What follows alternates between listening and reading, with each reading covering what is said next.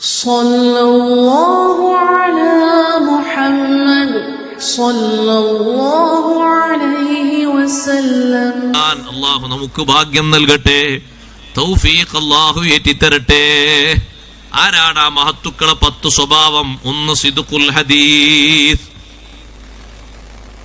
വർത്തമാനത്തിലെ സത്യസന്ധത, സത്യം മാത്രമേ പറയൂ,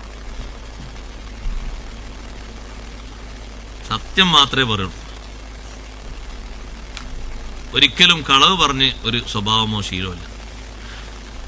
ഒന്നാമതായി എണ്ണിയ സ്വഭാവം അതാണ് സിദ്ഖുൽ ഹദീസ്. അതുകൊണ്ടാണ് നേരത്തെ പറഞ്ഞത്, ബാപ്പയിലുണ്ടാകും, ചിലപ്പോൾ മോനിലുണ്ടാകൂല, മകനിലുണ്ടാകും, ബാപ്പയിലുണ്ടാകൂല. അതുപോലെ തന്നെ അടിമയിലുണ്ടാകും, സയ്യിദിലുണ്ടാകൂല, സയ്യിദിലുണ്ടാകും, അടിമയിലുണ്ടാകൂല. അല്ലാഹു തആല ഉദ്ദേശിച്ചവർക്ക് അല്ലാഹു തആല വീതം വെച്ചു കൊടുക്കുന്ന സ്വഭാവങ്ങളാണിത് സിദ്ഖുൽ ഹദീസ്. നേര് പറയാം, നേരല്ലാത്ത പറയരുത്, നേര് മാത്രം പറയാം. ചോദിച്ചാൽ നേരല്ലാത്ത പറഞ്ഞാലും ചിലപ്പോൾ കാര്യം കിട്ടും, കാര്യം കിട്ടുമെന്ന് നോക്കിയിട്ട് പൊള്ളു പറയാൻ പറ്റൂല.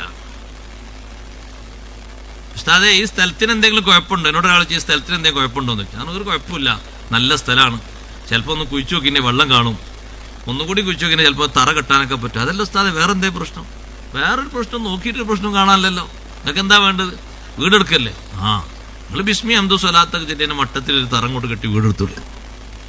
അതല്ല ഇവിടെ വല്ല എതിരുപോക്കിന്റെ വല്ല പ്രശ്നവും.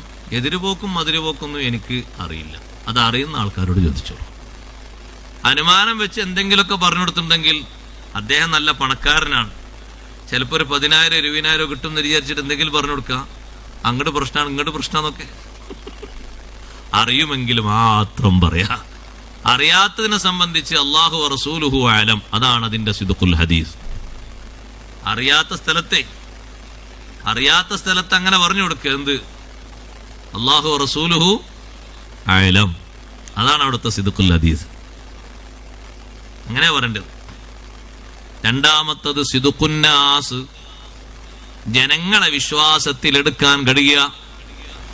ജനങ്ങളെ വിശ്വാസത്തിലെടുക്കൽ എങ്ങനെയാണ്? വഹുവ അല്ലാ യശ്ബഅ വജാറുഹു വസാഹിബുഹു ജാഇഅൻ, അവന്റെ കൂട്ടുകാരനോ അവന്റെ അയൽവാസിയോ കുടുംബക്കാരനോ സുഹൃത്തോ ജീവിക്കാൻ വകുപ്പില്ലാതെ വിഷമിക്കുമ്പോ ഇവൻ അടിച്ചു പൊളിച്ച് വയറ് നിറച്ച് തിന്നു സുഖിച്ച് ജീവിക്കുന്നവനാകരുത്. തന്റെ കുടുംബക്കാരനായ ഒരാൾ വിഷമത്തിലാണ്, എന്നാൽ അല്ലാഹു തനിക്ക് നൽകിയതിൽ നിന്നുള്ളൊരു സന്തോഷം അവനും കൊടുക്കണം. ആ നിലക്ക് മറ്റുള്ളവരെ വിശ്വാസത്തിലെടുത്ത് ജീവിക്കാനുള്ള കഴിവ് വേണം. അപ്പുറത്തുള്ള അയൽവാസി പണിക്ക് പോയിട്ട് 10-20 ദിവസമായി, അദ്ദേഹം 20 ദിവസമെങ്ങാനും പണിക്ക് പോകാതിരുന്നാൽ ആ വീട്ടിൽ ഭക്ഷ്യവസ്തുക്കളൊന്നും കൊണ്ടുവരാൻ കഴിയില്ല. കുടുംബനാഥനായിട്ടൊരാൾ മാത്രമേ ഉള്ളൂ. നീ അവിടെ പോയി ഒന്ന് അന്വേഷിക്കണം, എങ്ങനെയാ ചെലവ് മുന്നോട്ട് പോകുന്നത്. അപ്പൊ കഴിഞ്ഞ ഒരാഴ്ച ഭക്ഷണം കഴിക്കാനുള്ള വകുപ്പ് ഒരു കൂട്ടരിവിടെ കൊണ്ടുവന്നിരുന്നു. ഇന്നലെ എന്താ കഴിച്ചത്? അപ്പൊ ആ വീട്ടിലെ ഉമ്മ പറഞ്ഞു, കുറച്ച് പച്ചക്കറി ഉണ്ടായിരുന്നത് വേവിച്ച് കഴിച്ചു. ഇന്നും ഒന്നുമില്ല, ചായ കുടിച്ചു. രാവിലെയും ചായ, ഉച്ചക്കും ചായയാണ് കുടിച്ചത്.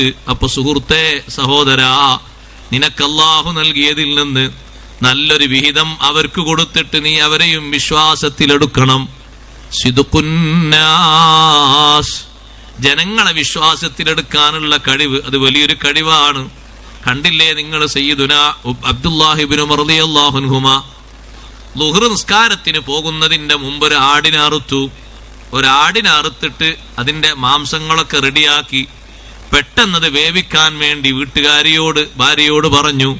ളുഹ്ർ നിസ്കാരം കഴിഞ്ഞ് മദീന പള്ളിയിൽ നിന്ന് വീട്ടിലെത്തിയപ്പോ ആദ്യം ചോദിച്ചത്, അയൽവാസിന്റെ വിഹിതം കൊടുത്തോ? അതാണ് ആദ്യത്തെ ചോദ്യം.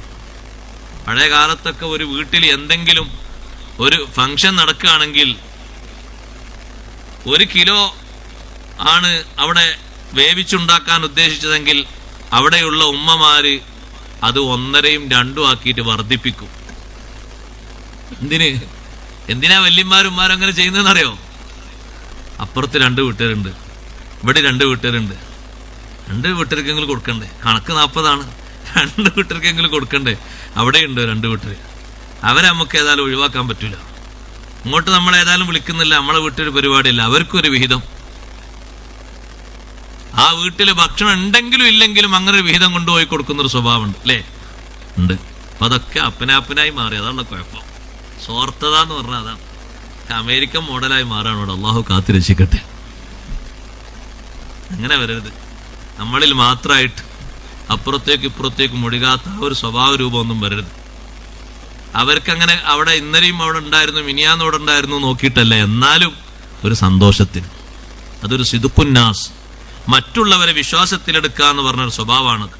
മൂന്നാമത്തത് ഇഅ്താഉ സാഇൽ,